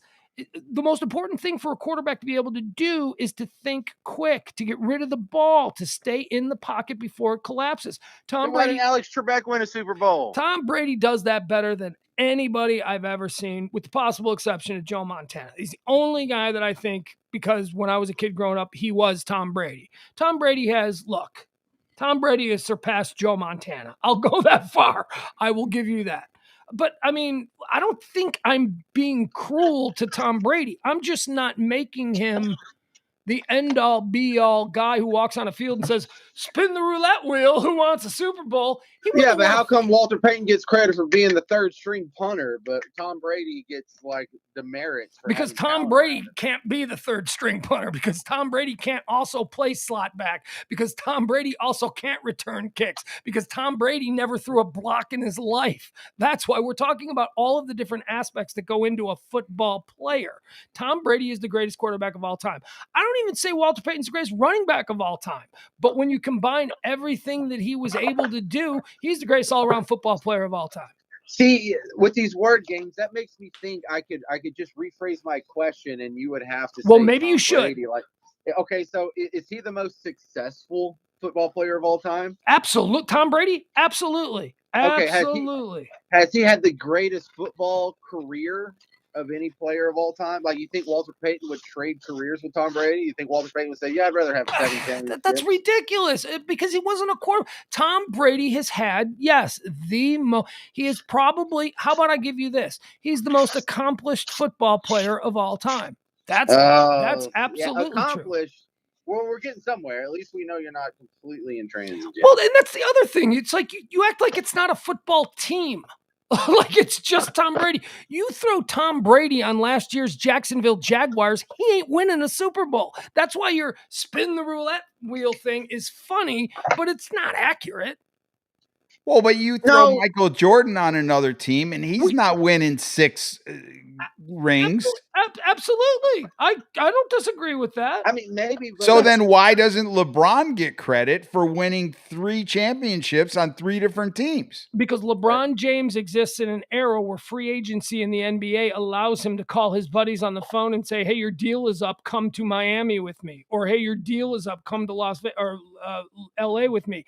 Michael Jordan never had that. You couldn't move around that way in that era. But to that end, the players that were on the Bulls stuck on the Bulls for 6 years until they couldn't keep them together anymore. That's actually not true. There was a core of 3 players. Everybody else. Well, 3 out of 5. That's 60% of the team. You traded John Paxson for Steve Kerr. It's the same thing. Yeah, well, that's what I'm saying. They every year that team said, "All right, Michael, what do we need this year?" And they would bring in new players. I mean, Dennis Rodman didn't win 6 Okay, so asking Michael what they need versus LeBron going and getting what he needs, yes, it makes a difference. It makes a huge difference because LeBron said, "I want the number 2 and 3 best players in basketball." And the Bulls said, "We'll give you some utility guys you can work with." Dude, name another star other than Scottie Pippen on those Bulls team. There was no other stars. It was a bunch of career lunch bucket guys. But you don't have to. And Bill Cartwright and Will Purdue. Come on, man. You guys are nuts. You guys are out of your fucking minds. I disagree. LeBron has played with a shit ton of Hall of Famers. Michael Jordan played with Scottie. That's it. But it's a team game. Making your argument, Brady won 6 of his Super Bowls with only Randy Moss. Both are team sports, not the same game. That is an unfair argument. Michael Jordan won with lunch bucket guys because he was able to bring the absolute best out of them. Tom Brady. You just argued that the New England Patriots were all lunch bucket guys with the exception of Randy Moss. Yep. Yeah. Well, because they also had the greatest coaching mind in NFL history. Oh, Phil Jackson's not a good coaching mind? Terrific coaching mind. But Phil Jackson, don't look, I'm not going to defend Phil Jackson. I think I'd like to see if Phil Jackson could win anything without either Kobe and Shaq or Michael and Scottie. And I don't think he can. We saw what happened when he went to the New York Knicks as their general manager. That team sucked. Phil Jackson benefited from superstars. He's a good coach. Very good coach. Certainly the most decorated NBA coach, I believe, other than Red Auerbach. But, I mean, you cannot make – these are completely different sports in completely different situations, and you're just picking and choosing and throwing at me. What state – I mean, what – go ahead, James. No, Emil had it right. When Tom Brady was winning those Super Bowls with New England, he did it mostly with lunch bucket guys, and it wasn't like the same crew around him. No. You know, the guys that won it with the first New England Super Bowl, almost nobody was on the team that won it for the 6th time except for Tom Brady. Mm-hmm. And I find it interesting that you're giving so much credit to Bill Belichick when we see what Bill Belichick's doing without Tom Brady. What is he doing without Tom Brady? Last year he had nothing. This year he took a quarterback that nobody in the NFL thought was worthy of that pick. Mac Jones was the last of the big name quarterbacks taken. I mean, Emil, you always like to do this. Name me another Alabama quarterback that's burning up the NFL. And it looks like he's got – is he burning up the NFL?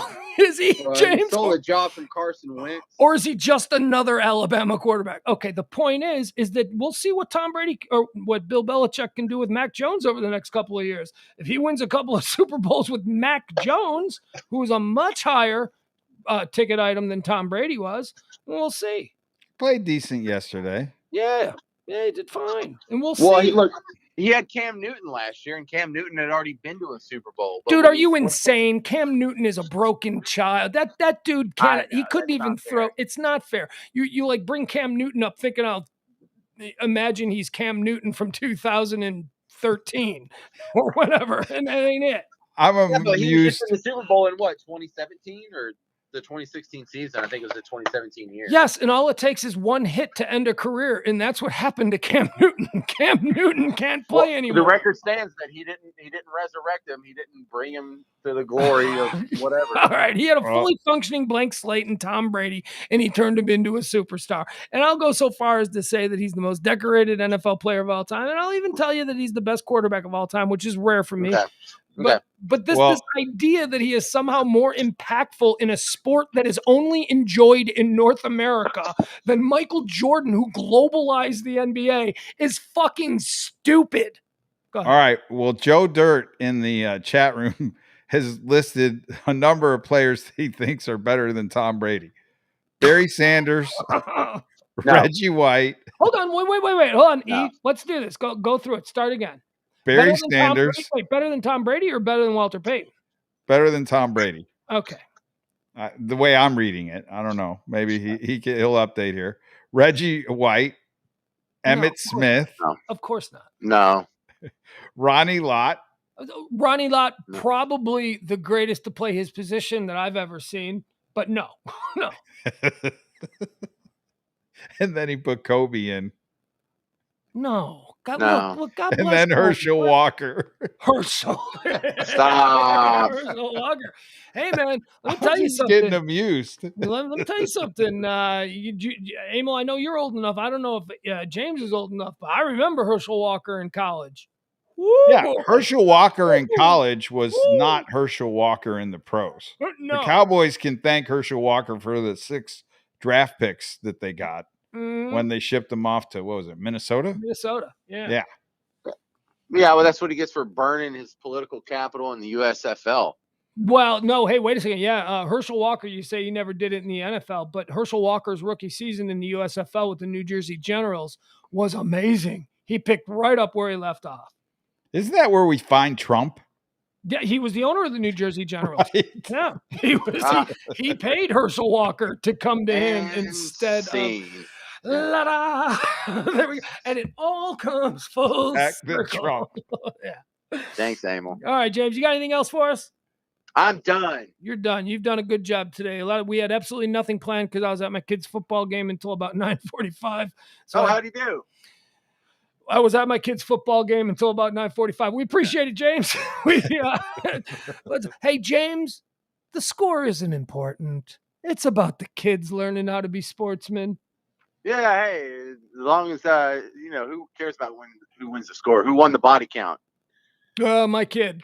my kid was definitely involved in a body count situation, and that's the important thing. He was benched because of it. All right, sweet. Yeah, he ripped a kid's helmet off. Oh, well, it happens. That's fun. It was. I'll get the full story tomorrow from his point of view, which will be all about what a victim he was and good job, how kids are. Get him. All right, man. All right. There he goes. Guys. That's the always enjoyable James Parker live in New Orleans. All right. James brings the fire, man. I had nothing. Well, you know that's going to be fire if you go pick on your Bulls. He was leading us into the fact that you were going to get hot. I got no. Look, you can't get upset at morons. Morons are going to poke you all the time. You've just got to accept that they are morons and that it's not worth your time. Joe Dirt now is offering up Jerry Rice. I'm going to hurt Joe Dirt here because remember I said I'm a Montana guy. I think Jerry Rice is like really overrated. Sorry. I know he was great. I know he had a lot, but he had not Broadway Joe. He had Joe Montana slinging it to him. So, and then he had Steve Young slinging it to him. I mean, if you're a receiver and the 2 quarterbacks you had your entire career are Joe Montana and then Steve Young, I mean. Well, would you make that argument for Gronk? Well, I don't think Gronk is. I would not. Gronk is a fun player. He's a really effective player. But he changed that position. Yeah, I mean, I don't know. I don't really recognize that. I mean, Gronk, what did Gronk do? I mean, as a tight end, tell me a tight end that was that big, that was that athletic, could catch the ball like Gronk and run after it. Maybe Kellen Winslow for the Chargers. Kellen Winslow was great, but again, Gronk benefit. Okay, so there are two kinds of tight ends now. There's a Y tight end and a U tight end. Now, when it was Gronk and Aaron Hernandez, remember that? That was probably the greatest two tight end situation that you could have wanted, because you had a pure Y and a pure U. And they were terrific. And, you could rotate that. The tight end position is just real different now. Gronk is a crazy weapon for Brady, but I wonder if Gronk would be a crazy weapon for another.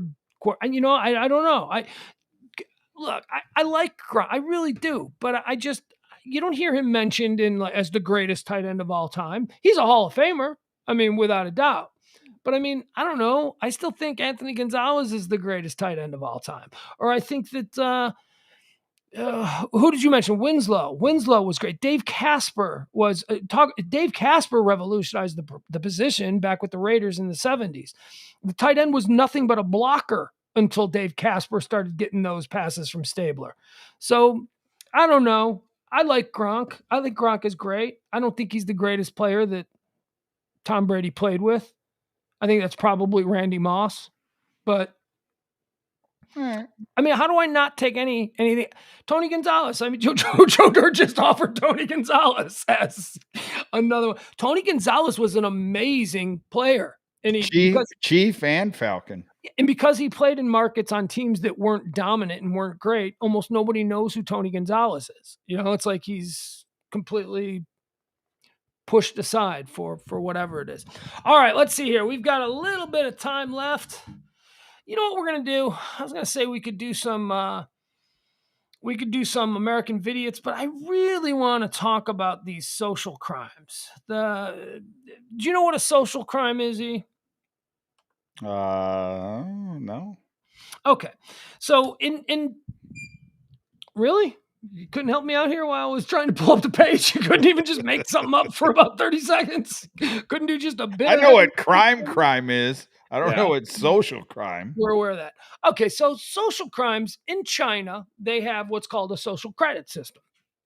It's completely different than your financial credit system, where you got a number. The social credit system in China is basically a way to let the state tag you as a cool guy or an asshole. Like if you don't pay off on your bets, they report you to the government. That goes against you on your social crime. Okay. You don't pick up after your dog, right? And enough people see that goes on you. And over there, the social credit plays, just as an important part about whether you can get a job, how much you're going to get paid, all of that kind of stuff. And I actually think we should do it here in America, because if you knew someone was like if you pull up someone's credit history, and they can have issues for any number of reasons, divorces, bankruptcies due to medical, anything like that. But a social crime, when the Chinese pull up your social history, it's like, oh man, you're a dick. We don't want you working here. You screwed around with your best friend's girlfriend. That's a minus 150 on your social scale. I mean, that's a real thing that they have in China. Okay, so they have a social credit rating. Yes. So, and I absolutely think that here we are in the era of the thriving asshole, where assholes in the last few years have become completely emboldened and free to be as assholey as they want. We see it on videos all the time. We do the American Vidiot segment right here on the show. You can see people who just do not give a shit about the fact that they are openly and brazenly an asshole now. So here's what happened to me. This will give you an idea. This is where I thought, man, that's a shitty social crime.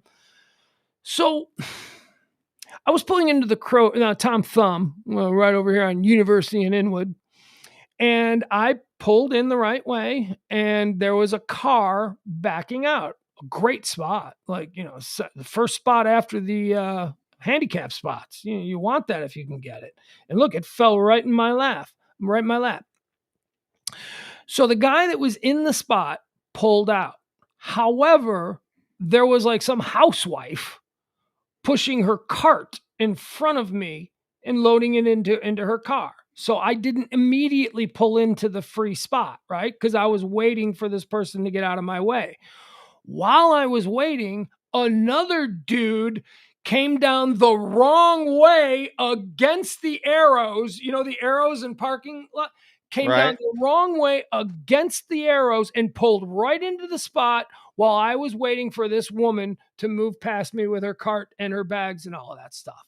Now, this son of a bitch saw me there. This person knew that I was waiting and that I was being a good citizen by allowing this woman to get out of my way. And he still just brazenly stole my spot. And I thought that is a goddamn social crime. Another social crime, a good example for you, is the guy who thinks that his car is so hot that he's going to park it sideways and take up 2 spots because we can't be trusted with his beautiful ride in the parking lot. We're going to do something to it. That's a social crime. So I don't think so. I don't agree with that being a social crime. With a nice car, really, in a crowded parking lot, taking up 2 spots because you just washed your Jeep isn't a social crime. Well, I would say there's a distance to the front door where it's a social crime, and then there's a distance away from the front door where it's not a social crime.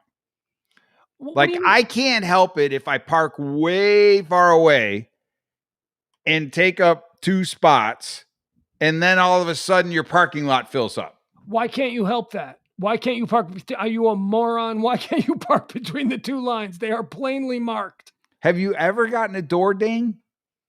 I don't give a shit how much you paid for. Don't bring this car to the Tom Thumb, then, asshole. There are people looking for places to park, and you screw up the entire rhythm of the whole row because you're parked sideways, which means the guy next to you is a little bit too far over the yellow in his lane, and now we're down 3 spots because you didn't take the Toyota to the Tom Thumb. No, it's a failure to identify the social crime of the guy that door dings people that's created the reaction for people to park in 2 spots. Ain't nobody overlooking that. That guy's an asshole too. You door ding someone, you. But are you an asshole when you're reacting to social crimes that have happened to you in a preventive way? Because nobody wants to take up 2 spots. Like, I wouldn't of course want 2 spots unless I got burned by somebody giving me a door ding. Of course they do. The people who are purposefully taking up 2 spots by parking their car diagonally in 2 spots. Come on, man. Well, not diagonally, but all right. So what'll happen is somebody will pull up too close on the door side, or somebody will pull up too close on the passenger side, and then it sets the whole parking dynamic off. And so so a lot of times it's not the guy that's taking up the 2 spots. It's the guy that created the chain reaction for him to have to take up the 2 spots. Yeah. Well, that happens as well. Be terrible. All right. So I put it out there. I asked people on social media over the weekend, and this thread kind of took off. We got a whole bunch. Carrie Ann says, so I asked for what would be another example of a social crime. And I've given you a couple. The guy who takes up 2 spots, the guy who drives against the arrows to steal a spot from you, the dude in your neighborhood who you watch walking the dog and has no bag, is not even remotely trying to pick up after his dog. These are all social crimes. So I put it out there to the folks on Facebook, and let's just run through these. You tell me, I'll tell you what, we'll make you Judge Amel. All right? So all right. We will give you these crimes, and you tell me whether they're guilty or you try and defend them, okay? All right, Carrie Ann comes in first. The charge is smoking in your car with your baby in a car seat.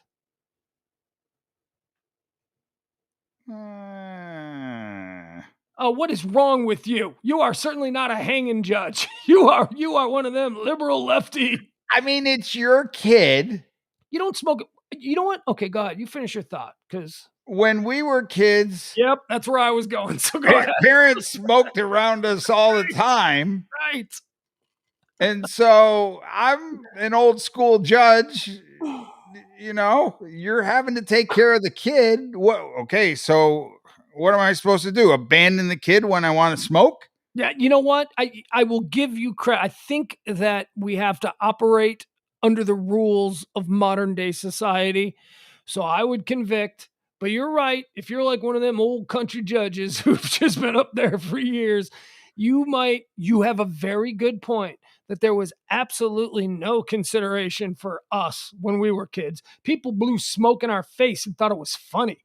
I mean, it was windows rolled up, air conditioning going, and all adults in the car chain smoking as you're rolling down the freeway. There was no consideration whatsoever.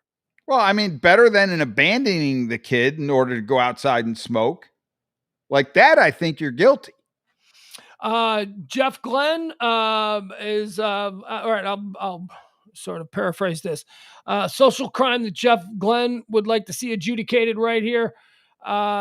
People who are in the express line at the checkout counter and have absolutely way more than the stated amount you're allowed to have. I've seen this too, where it's a guy who's going to try and get by with 25 items, even though it's a 15 or less, but the line was shorter. Judge, how do you rule? Guilty. That's an asshole. Wait your time. Brady Morris has a good one. This is a good one. This is one that I almost use as an example. Not returning your shopping cart to the shopping cart corral, just leaving it there in the parking lot to ding your precious car. Guilty. Guilty. It's another good one. Okay, Peter says, when someone refers to me as boss. Hey, boss, what's happening, boss? I don't think that's a social crime. Of course I not. think that's kind of a term of endearment. It is, but it's also a term. It can be used derisively. What you looking at, boss? You know what I mean? Like a guy that's trying to figure you out. Although, it's like I'm not going to give the guilty. Here we go. Debbie suggests people who recline their seat on an airplane. No. You have a right to recline your seat on the airplane. Yes, maybe where you travel in first class, but the rest of us in coach, don't ever recline your freaking chair. What's the button for? It's to be an ass. It's for you. It's to test you. It's the asshole button? Not. It is. It's the asshole button. What about the people that are in the exit row that don't have the button? Doesn't matter. No, look, dude, if you're in coach, don't recline your chair. There's somebody right behind you who's going to be inconvenienced. And the only way that they're going to not be inconvenienced is if they then recline. They're not inconvenienced because if you encroach that 3 inches and then they put their chair back 3 inches, then they have essentially the same amount of space that they had before you chose to put back your chair. You're a friendly judge. I'm going to have an investigation into you. I think you're on the take. These are some very slipshod ideas you've got about social. I mean, I think it's a disadvantage to the guy that's in the exit row, but making up for the advantage, he's in the exit row. So he gets out the door first.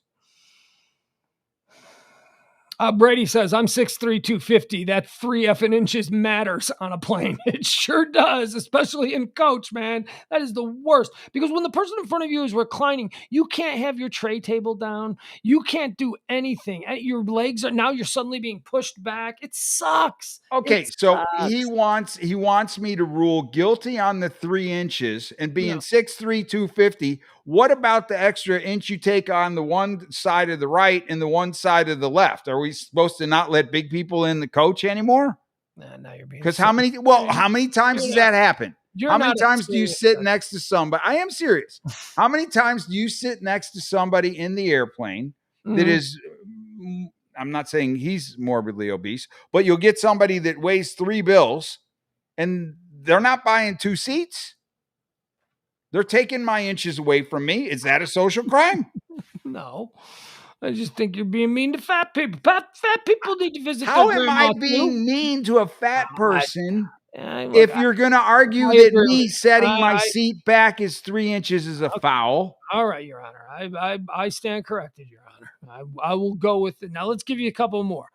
You just don't want to talk about the tough ones. People who have no intention of picking up after their dog. We already kind of talked about Guilty. that. That's guilty. That's right. guilty. You got to clean up after your damn dog. Jesus, particularly if it's not in your own yard. Right?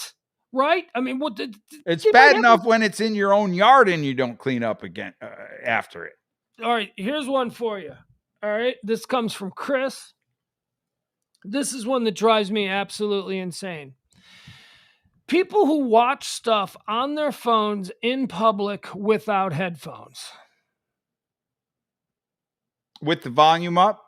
With the volume cranked because they're in a Starbucks and they're just going to sit there and they're going to watch this week's episode of whatever, whatever dumbass shit, and they got it cranked up and everybody in the place can hear it.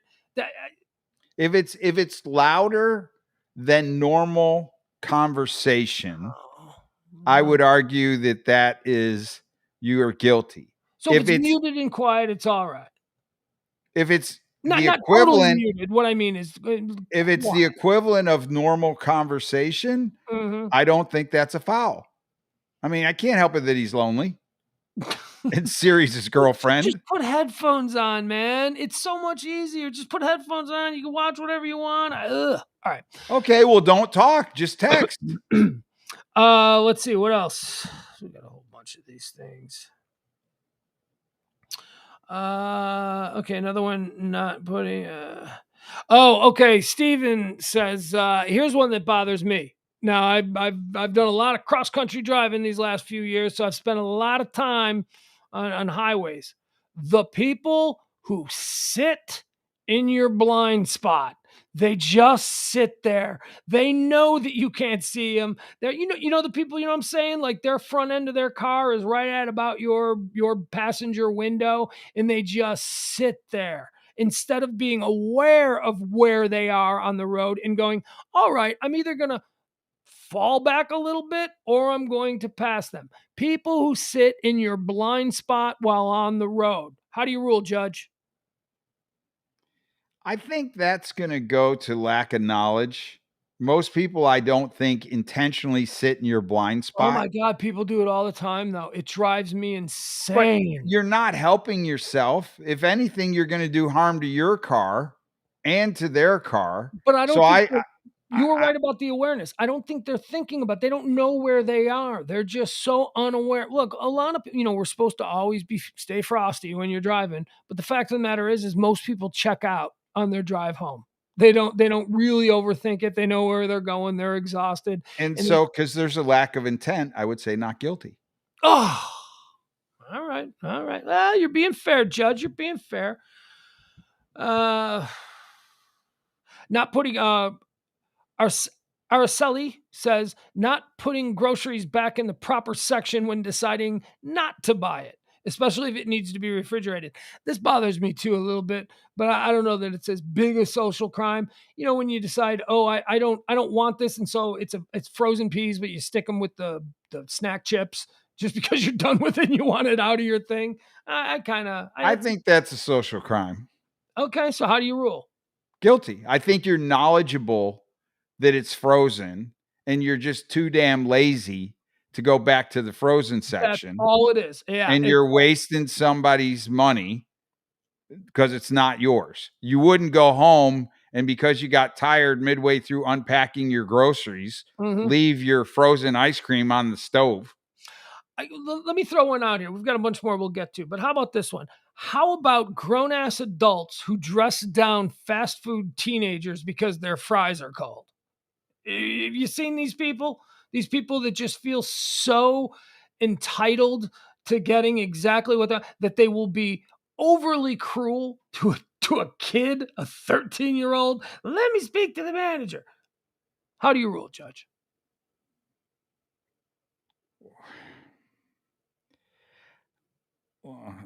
Let me just put it this way. No adult should ever dress down a teenager that isn't their own, or at least someone family. I'll agree with that. You shouldn't dress down, but in terms of filing a complaint for food that's not properly heated, somewhere you need to be able to do that.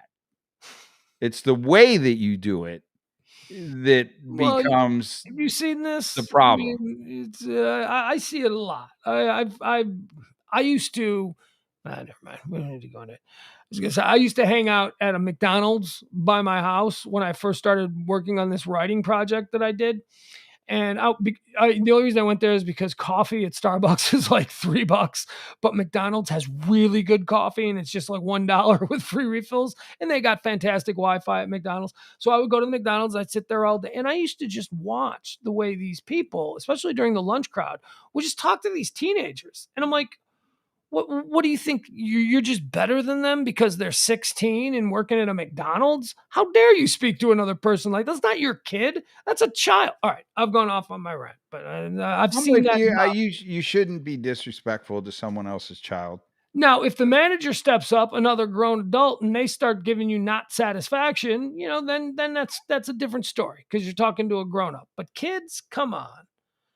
The other place is movie theaters. The slowest workers in the world are white suburban popcorn kids at the movie theaters. There will be a line of 10 people deep. And I'm telling you, it is going to take at least 3.5 minutes to get one guy his popcorn and his soda. There's always another guy just standing there holding a broom, not sweeping, but he's talking to the kid that's getting you your popcorn and all of that, totally distracting. That is the worst. I have seen people go off on those kids. And it's like, again, these are kids. We're adults. Don't talk to a kid that way that isn't your own. Well, and the problem is that they feel like they're assigned a position. Like the kid that's dealing the popcorn, he works in the snack bar. The kid that's standing there with the broom, he cleans up for the snack bar. So he doesn't think that it's in his job description to help the kid with the popcorn. And likewise, the kid with the popcorn doesn't think it's in his job description to pick up the trash. Have that a lot happen with kids in employment. Yeah, roles. but those are bad. Look, just overall, movie theaters is where I think there is the most pressure because people are trying to get their shit before the coming attractions start. And when it's a line 10 deep and you see one kid just standing there holding a broom and the other guy spending 3.5, 4 minutes on one dude who just wants popcorn and a soda, it gets infuriating. But you still can't talk to I mean, that's a manager issue. Yeah. Well, maybe. All right. Kevin says people who don't reciprocate a smile or say hello back when you pass them. That's not a social crime. Yeah, no, I don't think it is necessarily either. I just think that's a person that's not a cool guy, not a nice, friendly guy, not a warm guy. But I don't know how you've been harmed, other than you expect to have your kindness reciprocated, which ain't a thing. That ain't how it's supposed to work. You be kindness because you want to put kindness out, not because you expect this. But I understand the point. It is frustrating. Let's see. What else do we have here?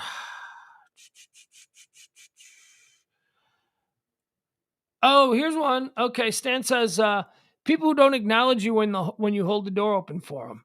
This one drives me nuts. This one. Now look again. I had a moment when I was younger where I mentioned that I had held the door open for a bunch of women. I mentioned it to my uncle, and he told me, I was probably 11 years old. I said, "Didn't you say thank you?" And he's like, "That's not what you do it for." And I was like, "Huh, that is an interesting way to look at it." I agree. You're right. You're doing it because you're a good person. However they choose to handle that is not on you. Doesn't affect that you were the good person who held the door. But still, it is a son of a bitch when people just ignore you. You hold the door open for you and they just breeze by talking like you're the fucking doorman. Are you kidding me? I agree. I agree that it's irritating, but at the same time, you can't base your future reactions on how that was accepted by obviously somebody that's an asshole. No. Yeah. Because if we did that, we're gonna let them. We're gonna let them win. All right, so here's another one. And we'll just run out here with a couple more. Although I think there's more. I just don't know how to get to them. Bradley suggests people who are not ready to pay when they get to the drive-through window. No. No? No. I mean, when you say not ready to pay, Yeah, like, like there's 10 people deep in the drive-through and the one guy pulls up and you see he's fumbling around or whatever it is. I get what they're suggesting here, but again, I just don't know that that's as big or as common of an infraction. how long? I think Yeah. where you throw the flag is how long does it take for them to pay? Yeah, I don't know.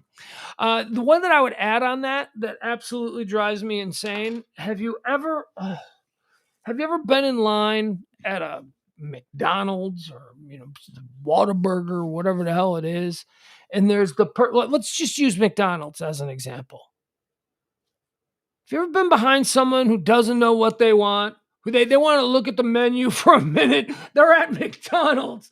Who doesn't know the minute they walk through the door what they're getting? Do you have a taste for a Filet-O-Fish today? Are you getting a Big Mac or maybe a quarter pounder? But there are people, and I've seen this as well, especially at McDonald's, who will just sit there and stare at the menu like, I've just found myself in this magical place and I have no idea what my options are. It's McDonald's. Ugh. I would give a pass to the people that are in line at McDonald's on using that thought process because they have a fish, they have a chicken, and they have a beef option No, but along with some McDonald's. salads. You know their menu. You know when you're driving there. So if you were in line at McDonald's with that same issue as the judge, I would rule not guilty. Here's where I would rule guilty. If you're in line at Taco Bell. Why is Taco Bell different? Because there's not anything at Taco Bell that's any different than the other thing. I know. Well, it's basically all the same thing, just formed differently. with the same meat. But it's all the same flavor. It's all the same flavor. There's nothing at Taco Bell that requires a thought process other than you want to taste Taco Bell. Right. You got a hankering for cow tongue. Right. So you're there. So Taco Bell, I think if you're in line, that scenario, you're guilty. But if you have a changing of flavors, then I get how you could be confused and I would grant you extra time. But Taco Bell, no. I would actually say Taco Bell is more complicated because they're constantly putting new things on the menu. That's it. It's just the name. The flavor is no different. Like, okay, they call it a chimichanga.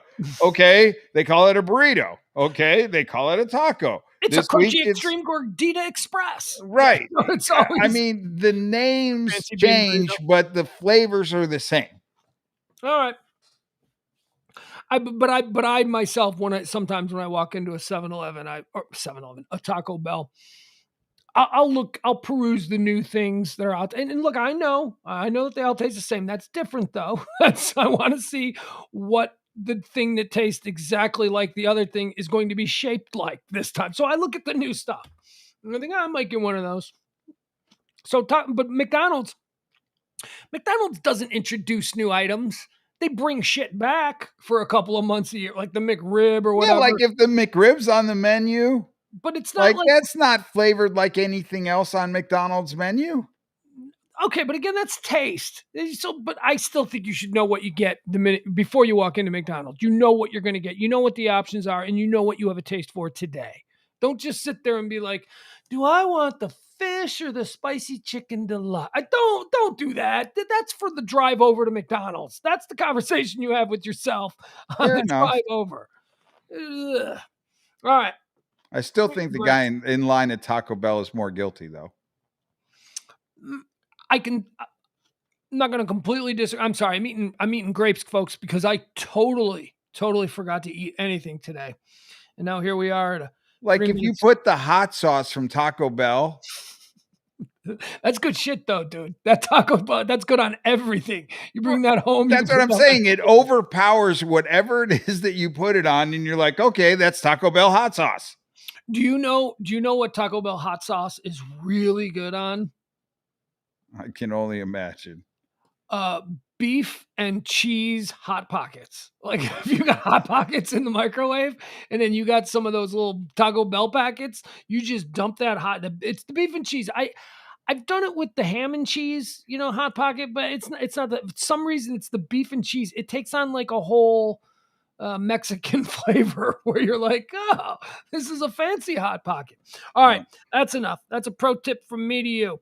Let's wrap this up. We just got a couple of minutes here. There's no reason to get it right at the top. Would you run out of grapes? No, it's just that I'm realizing that everybody can hear me eating the grapes, so I want to be done. We're gonna cut the show short about 2 minutes because I want to eat grapes, and I don't want to look like I don't know what animal eats grapes. That's a stumper. Let's spend the last 3 minutes thinking about that because I know dogs can't have grapes because they're toxic to them. Oh, really? Kind of an animal eats grapes? Birds, maybe? I don't know. Apes? I don't think, okay, so for that, I think grapes might grow any number of places, but apes don't. Apes are only in like a specific spot in the world. What about the grape ape? There you go. I see what you're doing there. That's funny. How much is that doggy in the window? Take our advice at any price. A gorilla like Magilla is mighty nice. All right, folks, we're out of here. We're going to be back tomorrow at noon for the high noon edition of Pugs Moran Live. We thank you for being in this very rickety edition of Pugs Moran with Pillow Talk. We'll see you tomorrow at noon. This has been the Radio Misfits Network. Bye, all. I'm going to eat grapes.